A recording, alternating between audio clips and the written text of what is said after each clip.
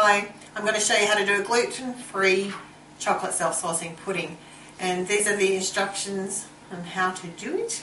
Preheat your oven to 160 if it's fan-forced, or 180 degrees Celsius if it is not fan-forced. For Fahrenheit you would do it, I had to write it down, 320 degrees for fan-forced or 360 for not fan-forced.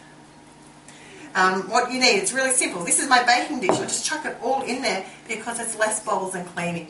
So I've put in there 1 cup of self-raising flour, which is gluten-free, and I've said before, whitewings or Orgran is the best. Try and avoid soy flours, they're pretty gross, but like corns, tapioca, which is corn anyway, and rice and stuff is a better mixture, it just tastes better.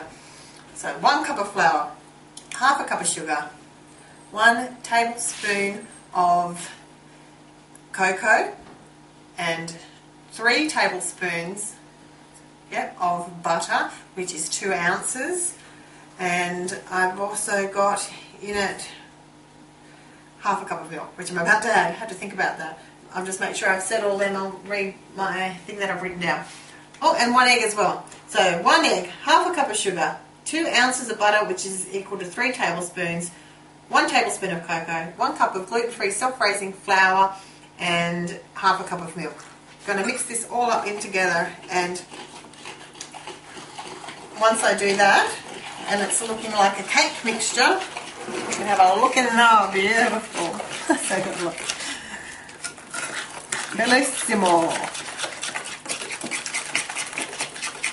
So try and get the lumps out of it so it's looking all smooth. I'm also a little bit, I don't know, I'm always rushed for time, but normally it's pretty good. It doesn't have much lumps, and once it starts heating, things spread out and aren't so lumpy. Oh, I might need to blend this one to make it a bit smoother. But with this, now what I'm going to do is to make the sauce in a self-sausing pudding, I will add and gently put on top of it. First of all, I usually sprinkle this all over. So we'll have 1.5 tablespoons of the cocoa sprinkled on the top, then another half a cup of sugar, a little bit of sugar in here, over the top as well. And then I gently get 1.5 cups of water and put that over the top as well. And then it goes in the oven. And it goes in the oven for about 40 minutes. This is something different I'm going to try tonight. We've got our neighbours coming over for dinner, and I'm going to put in it peppermint chocolate. I'm going to put it through, so every now and then you'll get some peppermint chocolate in this hot fudge, which will be delicious.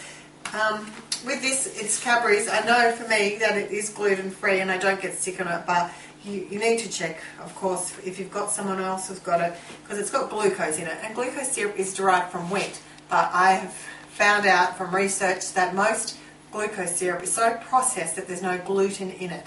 So celiacs are usually gluten intolerant, but if you're wheat intolerant, then I recommend you wouldn't have something like this. Anyway, I'm going to finish it off by sprinkling on the top ingredients and the water and putting it in the oven, and then I'll show you what it looks like after. Right, here we go. Here is the pudding here, and as you can see, it's cooked. There's the sauce around the outside. There's my naughty neighbour.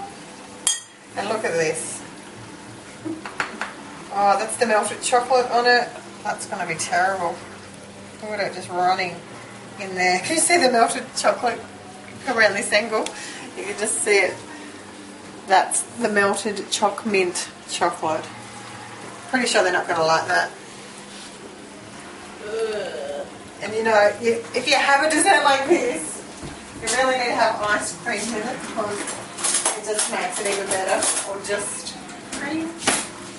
That's it. This is the pudding. I expect you to be making this and getting back to me,